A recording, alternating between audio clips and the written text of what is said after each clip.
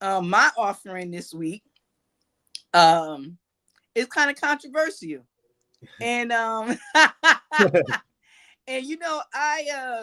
I've been known to say a controversial word or two over the years. And but I stay away from a lot of things because I'm not for the rigmarole. And for those who know what rigmarole is, you know what rigmarole is. I'm not for the debates. I'm not for the arguments. I'm not for the pointing the fingers and all that good stuff. I'm here to just figure out what's going on. And the only way to do that is to read a wide variety of people's opinions sometimes. And the book that I'm bringing today is brought by a man who spent his whole life questioning basically the system and being in it and teaching it and living the world that it's created for us. And so my book is Ruled by Secrecy by Jim Marrs. Okay, so before I start to talk about Ruled by Secrecy, I want to go back to the story of human rights. Mm-hmm.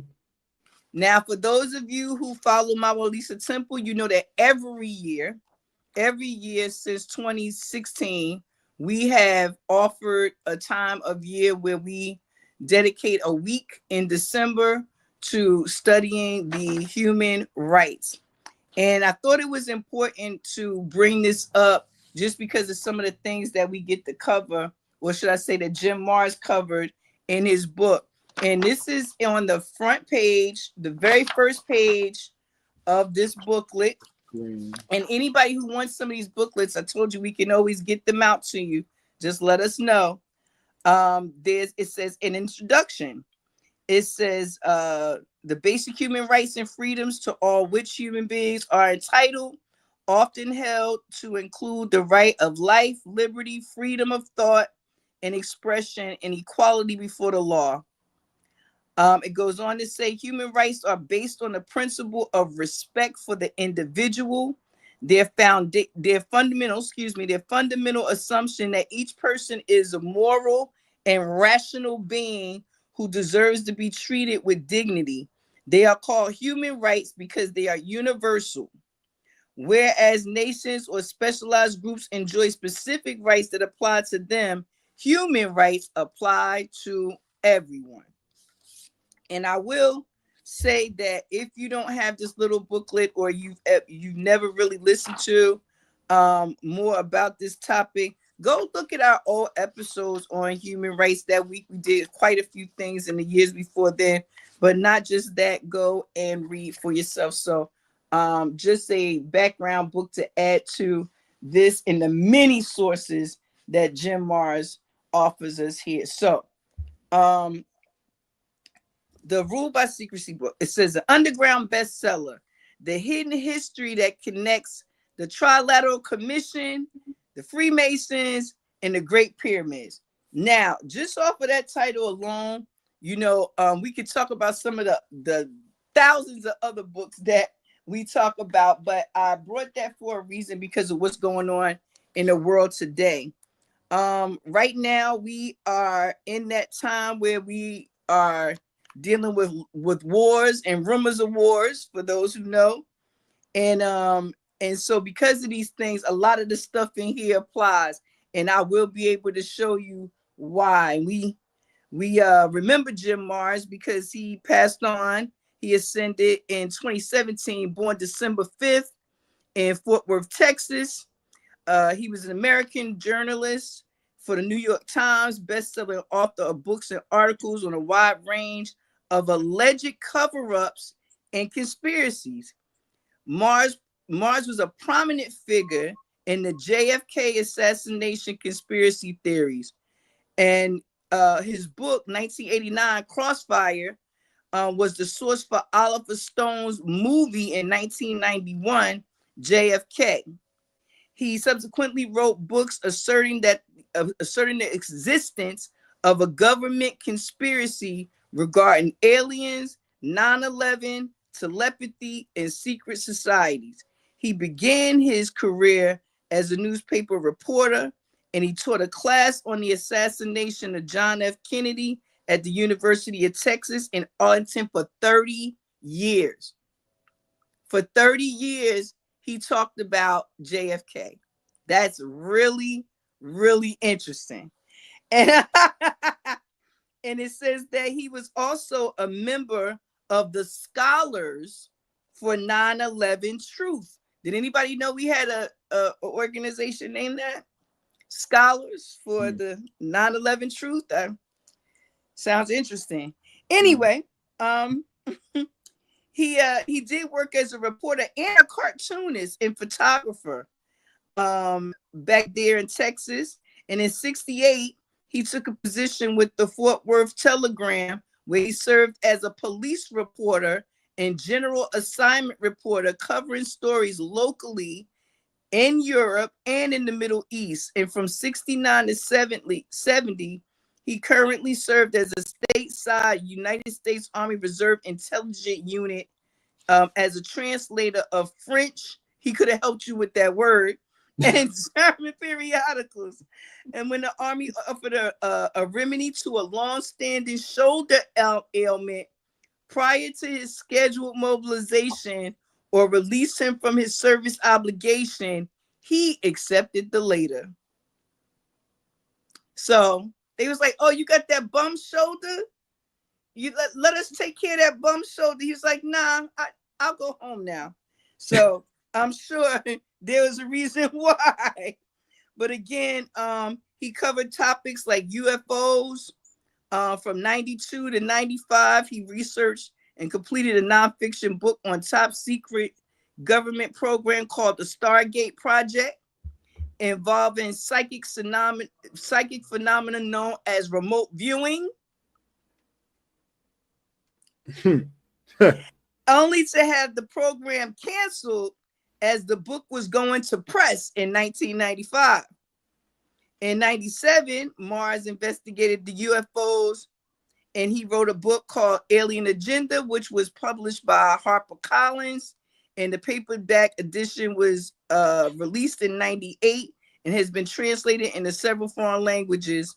And it says Mars shows little discrimination, overemphasizing dubious phenomena like remote viewing and crop circles, and giving nearly equal weight to ludicrous pretenders like Billy Mayer, who claimed a close encounter with the Palladians, and sophisticated commentators like Jacques Vallée.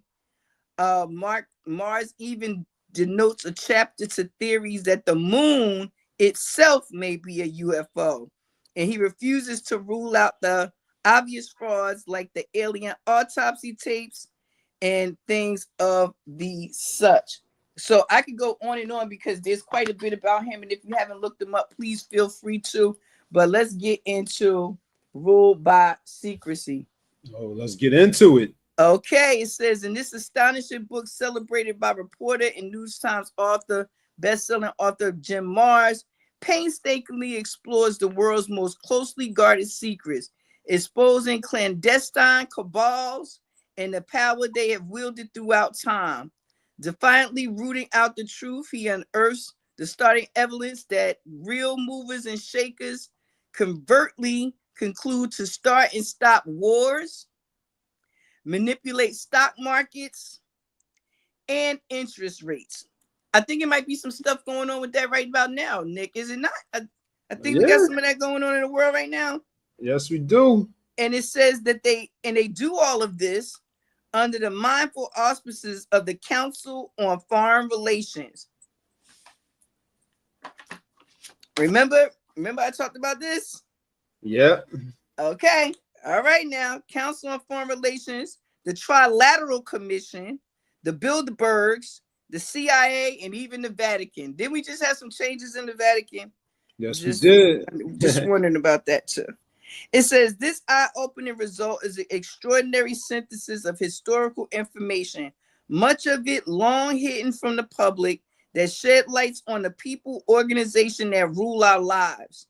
Disturbing, provocative, and utterly compelling, Ruled by Secrecy offers a singular worldview that may explain who we are, where we came from, and where we're going. Are those not my questions all the time? Yep. I'm like, who are we? What are we? Where are we? But Ruled by Secrecy, great. Let me just say, this is a reread for me. This book came out in 2000. Yes, I did get it when it came out. So we are celebrating 25 years with this information. And when I tell you it's just as relevant as it was the day that I picked it up, it is even more relevant now. I can say that there's not enough time in this day for us to discuss all the things I would like to bring out from this book. Anybody who has not read this book or has this book in their library as a reference book, I would suggest you do so. The book is broken into parts, and inside of each of those parts are a number of different chapters varied. So some parts have 3 chapters, some have 5, some have 12, some have 2. So again, it depends on what it is he's addressing, and he allows us to understand that while he's putting this stuff in here, this is merely scratching the surface of the things that he's bringing to the table. So let me just kind of go through some of the things that he has here. In the introduction, which I'll be reading some of that to you, he talks about the question of conspiracy, the rule by the few, and the view from the few.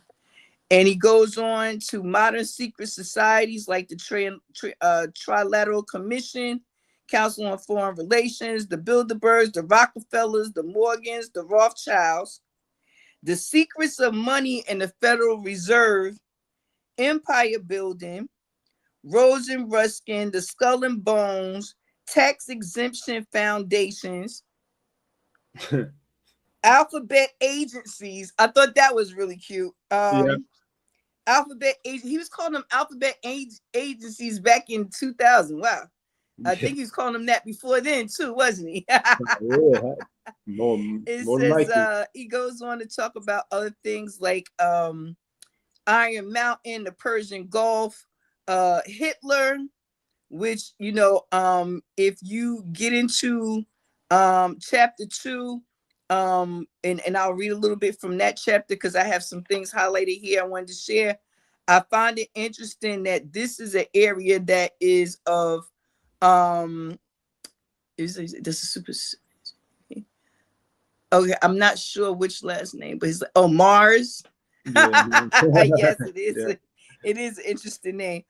He talks about the wars here, and the reason I find that chapter 2, part 2, and part 3 very, very important is because of all the things that are going on right now tumultuously around the world. I know when I was young, we had no idea that while we were submerged, and I think we covered this before, while we were submerged in the things that were going on around us, many times we didn't realize it was whole wars and nations falling and rising all over the world. So because of these things, sometimes, your focus is so narrow because you can only work from the frame in which you're in. So it's just like what I was saying about that book that you just offered. It'd be interesting to see what they were writing about at the time they were in it versus being able to look back at it and say, oh, this and this and this happened, already. So he talks about the secret societies, the agitation that they use to sway the people one way or the other. So propaganda. He talks about Sir Francis Bacon and the New Atlantis, the Illuminati, Freemasonry, Rosicrucians, Knights of Templar, the Merovingians, the Road to Rome, the Kabbalah. He even goes into the Anunnaki, and then again he goes back to, in the end of this book, on page 390, Floods and Wars. And I want to say One of the reasons why I say this is one of the most important books to have in our library is because this man does not hesitate to add every reference that he pulled from. I really, really like that. And I guess that has to come from him being a news reporter, journalist, having to be able to quote all of his and cite all of his sources. You're a journalist. You went to school for journalism. Am I correct in that way that he has to be able to back up what he says, correct? Yep, absolutely. Okay, so on the very first page, remember I told you about the introduction, right? It says, the world is governed by very different personages from what is imagined by those who are not behind the scenes. And that's a quote from Benjamin Disraeli, right? And he he starts the book with a warning. He says, be forewarned. If you are perfectly comfortable and satisfied with your own particular view of humankind, religion, history, and the world, read no further. If you truly believe that humanity has almost reached the peak of its scientific and spiritual fulfillment, and that the corporate-owned mass media is keeping you well informed, stop here. But if you are one of the millions who look at the daily news, scratch your head and wonder and ask what in the world is going on, or if you just entertain the questions of who we are, where we came from, and where we're going, you are in for a joyride. I like this man. I like this. No, you do. I like no, this. You do. I remember when I first picked this book up, I was like, I felt like I was holding on to something that was going to definitely get me in trouble. That's what I will say that. But again, the book goes on. He gives some more warnings, and he starts in the same introduction on page 10 and talks about being ruled by the few. And he says, elites, not masses, govern America. Elites, not masses, govern America. The idea that a small, wealthy, ruling elite and oligarchy controls America appears to be well supported by facts. This is in 2000. The cycle of the rich getting richer while the poor get poorer has been accelerated since the 1960s.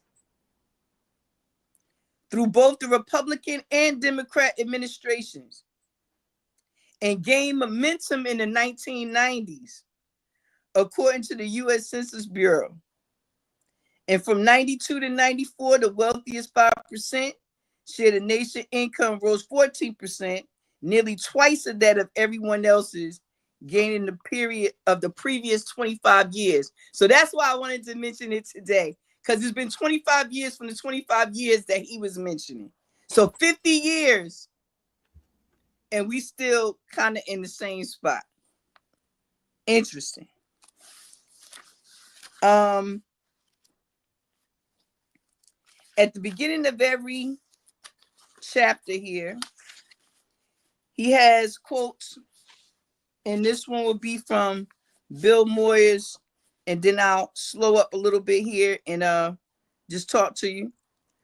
It says, secrecy is the freedom zealot's dream. The freedom zealot's dream, excuse me. Secrecy is the freedom zealot's dream of no watchman, no check the door, no accountant to check the books, no judge to check the law. The secret government has no constitution. The rules it follows are the rules it makes up. That's funny. So, I read that a couple of times, and just as it was a tongue twister for me when I started, the way it's written is a little like a tongue twister. It says secrecy is the freedom zealot's dream. So all of us who dream of freedom, whatever that looks like for you, whether it be no watchman, like nobody looking over you, big brother, nobody to check the door, all this facial recognition technology and all this fingerprint, and you got to have a real ID and all of this stuff. No accountant to check the books. Didn't he mention something about the tax-free information in the IRS and all of the things like that? Yeah. And then it says, no judge to check the law. It looks like people are really just doing what they want to do from state to state. It's really interesting if you pay attention. Yes, it is. And it says the secret government has no constitution. So right now, at a time where they're talking about reintroducing and going back into the Constitution and doing all these things, the secret government that actually rules the world has none, no way. And they only follow the rules that they make up. So when you ask yourself why you can't get ahead, why every time it seems like you figuring out the game and you think you winning and then the game rules change, that's why. Okay. That's why. Or should I say that's one of the possible reasons why that Mr. Mars offers. You know, I'm only reading from a book. I didn't write it, y'all. I didn't write it. So how do they usually do? They say all things said in this station are purely the views of the authors that we cover and not necessarily the people covering them. So we got to cover ourselves, right? Yep. Disclaimers. disclaimers. But I'm gonna slow up here for a second because Nick, this is not a new topic to us, and he's talking about things that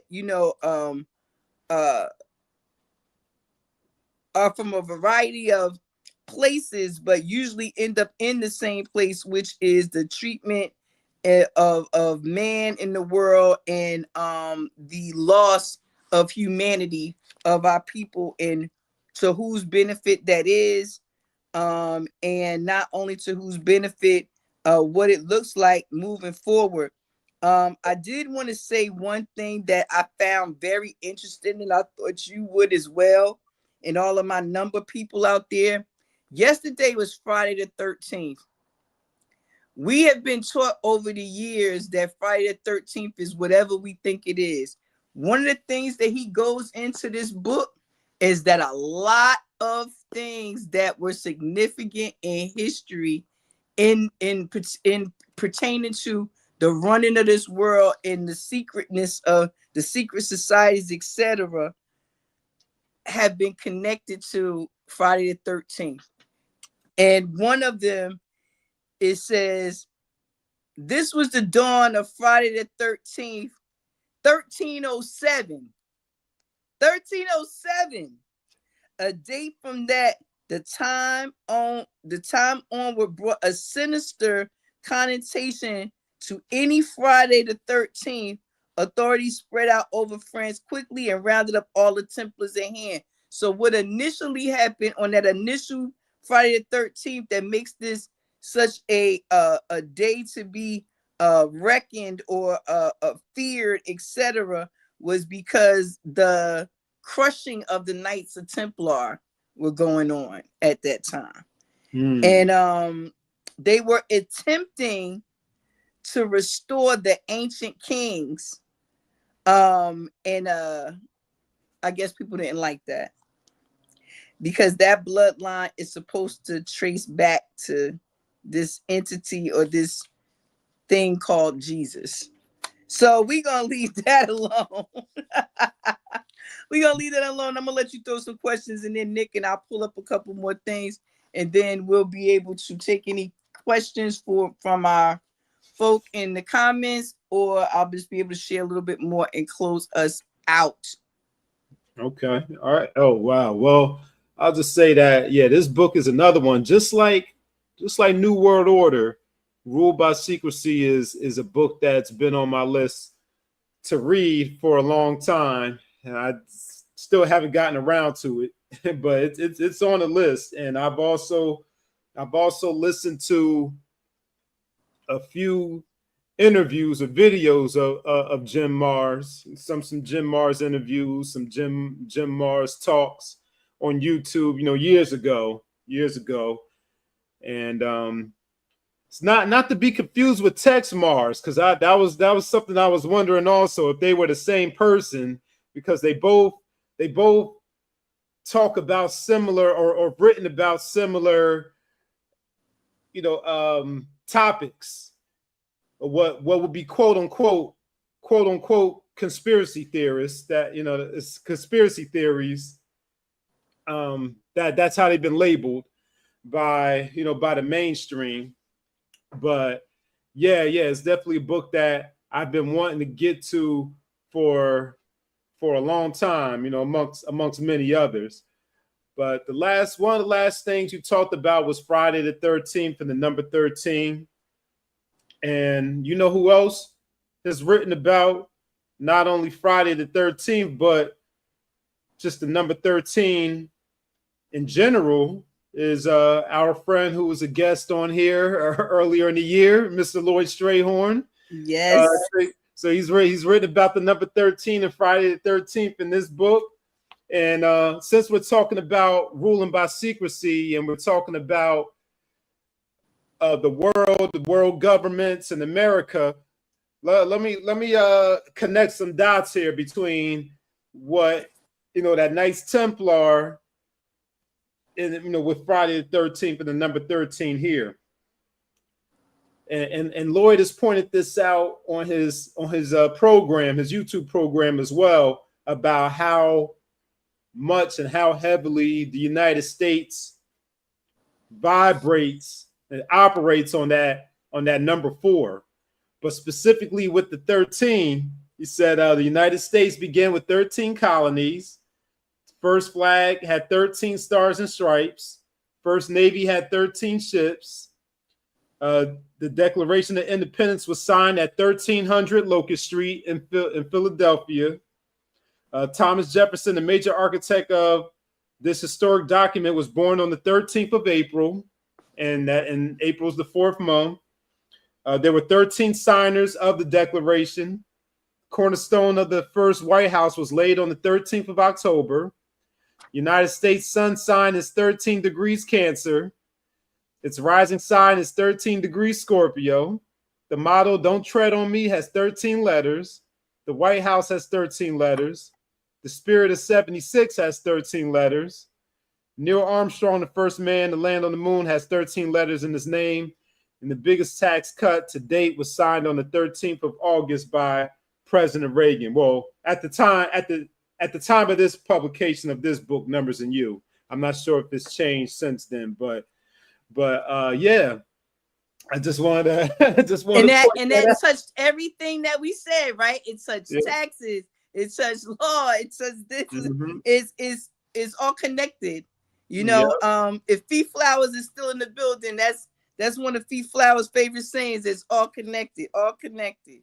Yep, all connected. So we definitely see that, and I thank you for sharing that. And I would love to have brother come back on and tell us some more about that, or even just cover that some more, because it's just very interesting, And I really found it. I think I found it interesting that it was Friday the 13th, 1307, and it says and spread out throughout France, authorities spread out over France and quickly rounded up all the Templars in hand.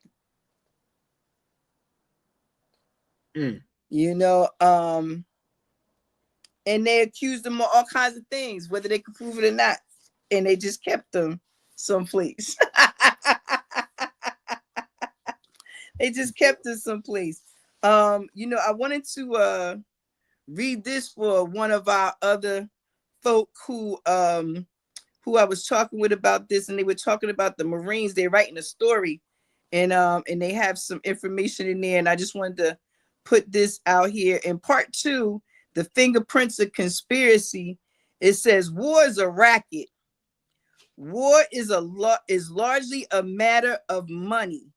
bankers lend money to foreign countries, and when they cannot pay, the president sends the Marines in to get it.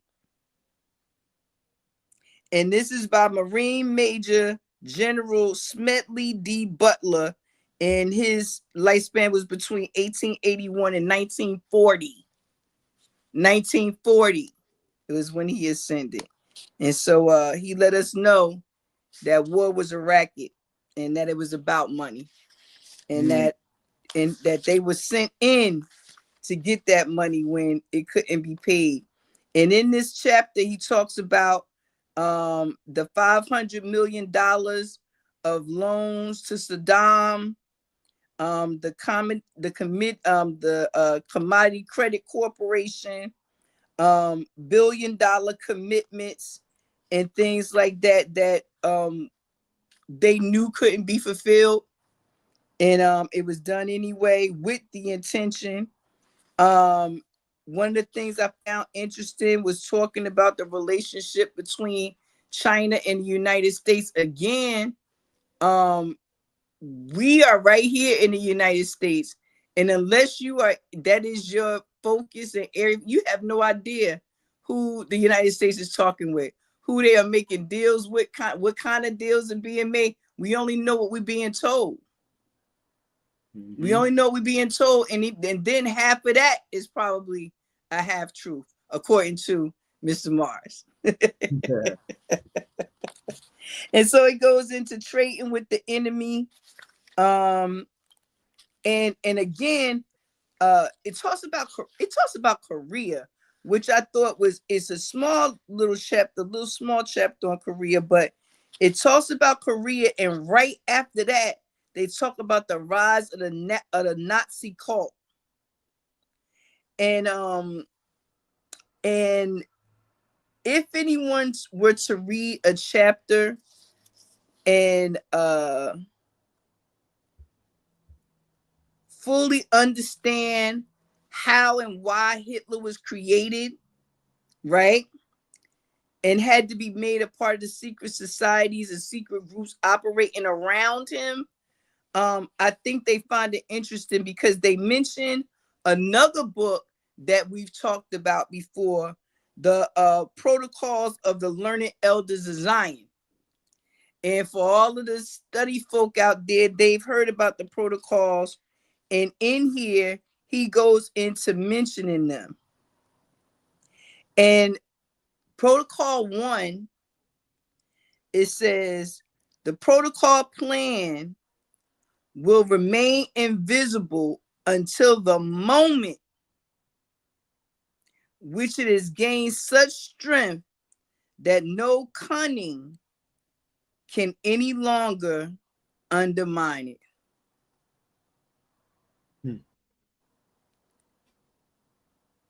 Protocol 2, wars, so far as possible, should not result in territorial gains.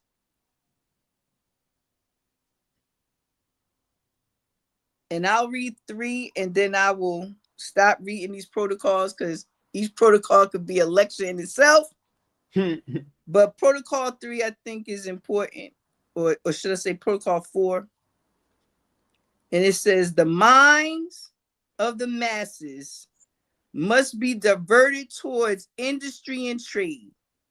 Thus, all the nations will be swallowed up in the pursuit of gain and will not take note of their common foe. So, again, those protocols, if you've never read them, Protocols of Zion, the Elders of Zion, get those, check them out.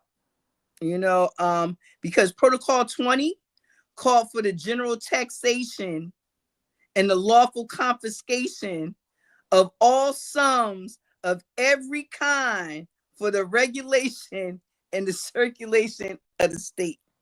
So, yeah, I can walk in and take your stuff if it's going to benefit me. If I say it's going to benefit me, I can walk in and I can take it. What you mean it's yours? Is it yours? Who are you? Where are you? Who do you belong to? And yeah, like I said, this book is a gem. It goes into the Masonic plots. It talks about I mean, so many things that I can't even begin to truly share it all. But it says that it does talk about in Ancient Mysteries Part 5 that there's nothing is truly new. It has all been done before, right? All been done before, said before. And then it asks, what can you point to that is new? And how did you know it didn't exist long ages ago? We don't remember what happened in those former times. In the future generations, no one will remember what we have done back here. And that's Ecclesiastes 1, 9 through 11. I thought that was really interesting too, because it says the Bible without question is the most influential book ever produced. You know, and it says it was written by men with secrets to conceal. I'm sorry. That's just like, it was written by people. It was written by people with secrets to conceal. I mean, what? I mean, this is his thought on this, and he goes into the pharaohs and the Sumerians, the Egyptians, the Greek, the Romans. Talks about flying serpents and dragons. You know, the story of mankind's reptilian past. All roads lead to Sumer. So again, those Sumerians and what they've done in the Indus Valley, the Mayans. Yeah. But I'm gonna go to the last page before sources, right? Okay. And it says, I have to start the sentence on the page before. I'm sorry. This stuff just give me a tickle, man. Like not a tickle ha ha, but in a tickle ha ha. It says true innovators like Thomas Edison, Alexander Graham Bell, and Bill Gates.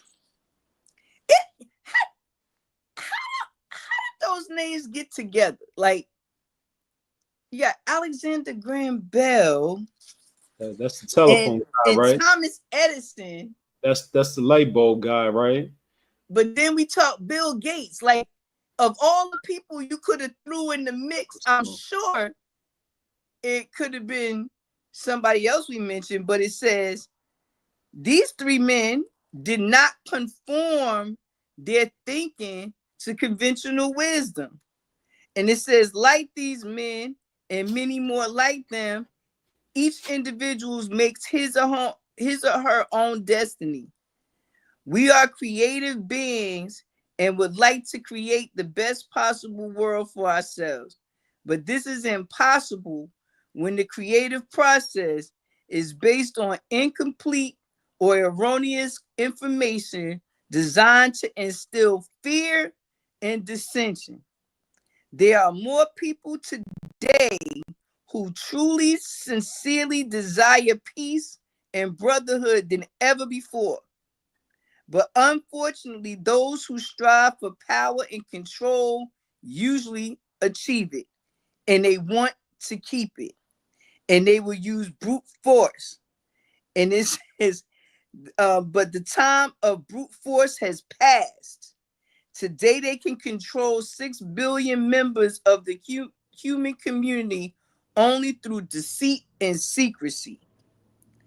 And once you found your own heartfelt truth, that truth must be shared. So to lift a certain secrecy which contributes to the ignorance, fear, and confusion of our time, and create a new spirit of human tolerance and togetherness. At Mawulisatemple, we thrive and strive to uplift fallen humanity, and this is why. Humanity fell a long time ago. The fact even that this had to be written, I said I would go back to this human rights thing, and then I'll shut it on down. because I want to talk about when they felt the need to do this Declaration of Human Rights. We talked about this before. They had to do a Bill of Rights in 1791, and then they did the Universal Declaration of Human Rights in 48. So we have to ask again, what was going on in 1948? And your book kind of talks about that time. You said, what was going on then? This is what was going on then. Humanity was falling even further. And like I said, he lists source here. Honestly, that if you sat down and read his sources, you would be able to read for at least, I don't know, 50 years, as long as it's been since he started this voyage. And I'll close when he has an index here, pointing to all of the information in this book. Like I said, this book is a reference book. This book is a gem. It was $15 when it came out. And it was worth every penny. It was worth every penny because here we are 25 years later. I'm still able to refer to it, share it, and not only that, look at the headlines of today and see these very things playing out. People always talk about the psychics like Nostradamus and all these others. We had people like Jim Mars right here in our face reporting for a newspaper, telling us exactly what was going on, and nobody wanted to believe it. And sometimes you just have to ask yourself, do people turn a blind eye to everything that's going on in the world because they don't believe it, or just because they don't believe that there's anything they can do about it? So I'll close with that one. Are we going to continue to allow the rule to be by secrecy? Or are we going to accept that we've been told everything that's going on, and it's for us to decide whether we are going to take part in that, or we are going to be counter to that and bring back humanity? Yup, great questions, great reflection questions there to think about, meditate on, for sure. And I had to confirm this. I did it while you were talking. I had to look up the publication dates. So you already shared that Rule by Secrecy was published in 1990. Now I went back to your previous offering, New World Order. That too was published in 1990. And then I looked up the one that I had, Behold a Pale Horse. That one was published in 1991. So all these works were published around the same time. They all came out around the same time, discussing similar topics. The protocols, that's in Behold a Pale Horse. He printed the protocols in Behold a Pale Horse. And these books all came out at the same time. Very, very interesting. Listen, to say the least, yeah. It deserves it to say the least. It deserves some looking at. yeah. Asking some questions. You know what I mean? Just really asking some questions. And I'll be honest with you. The 90s was an interesting time because when things started happening quickly.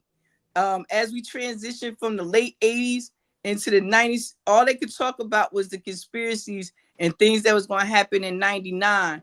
So you had people really, really shook and running and trying to figure out what was going on. How do we prepare for Y2K? After that, there's not going to be no lights. We ain't going to have no water. We're going to be post-apocalyptic and every man for himself and all these things. And I mean, what were they telling us in these books? That's how they control you. They control you with the fear of what you think of. Like we done fed you enough information. So when we say the end of the world, this is what you think of. This is what you see. When we say post-apocalyptic, something comes up in everybody's mind. We got Hunger Games, we got Maze Runners, we got Children of Corn. Children of Corn came before. That's what I said. Be nice to the babies.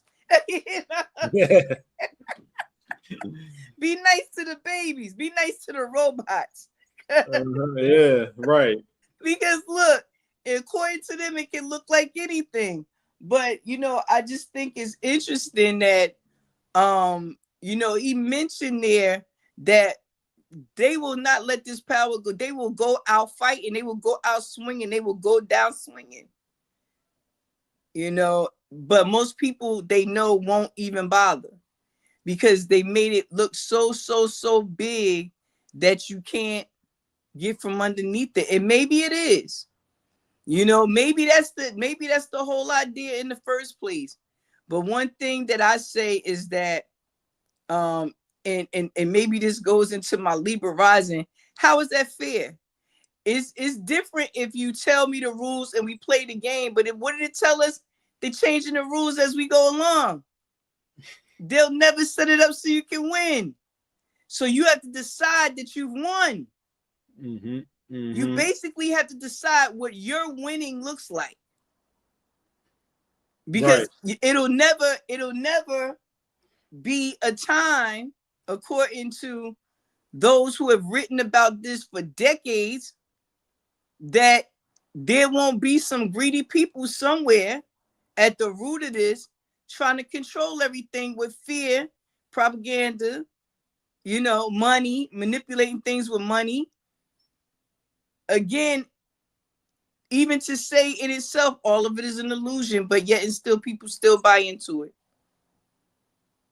Mm-hmm. So it's a lot to be said for that. And I really, that's one of those books where as I was preparing to bring it, I was like, oh yeah, I remember why I was reading this. And then I went on to say, I remember why I stopped reading this. Because see, for all of you viewers who haven't really followed Nick and I or don't know us from our other platforms, one thing we do is we are very transparent. We don't try to sit here and pretend that we know everything, that we done figured it all out or anything like that. And not only that, we have no problem admitting the things that still baffle us. And I've always made it clear that I will always be just floored by the fact that there are people who wake up every day thinking about how to do something that is so outside of anything many of us could ever think of. And they do this daily, and there's groups of them, and they get around and they figure out how to use this information to manipulate and hurt people. And not only that, gain frivolous things like material wealth and gain. So it's just really interesting. And it's a book that, we talked about this too, buying an extra copy of a book. This is a book that I buy another copy of just to keep it and put it away because it'll never not be relevant as far as I can see. Because here we are 25 after his publication, but 50 years after he was writing about it in news articles as a journalist. So, he taught the assassination of JFK for 30 years. Oliver Stone based his award-winning film on this man's work. So he couldn't have been the clown that some people try to make him out to be, or some weirdo that was wearing a tin hat. There's some substance there. And if we would but take time, we'd find that if we wanted to, because again, some people don't want to know, ignorance is bliss. If you would take time, you would see that the cards are stacked against us. But it don't mean we can't win, because we define what wins just like they define the rules.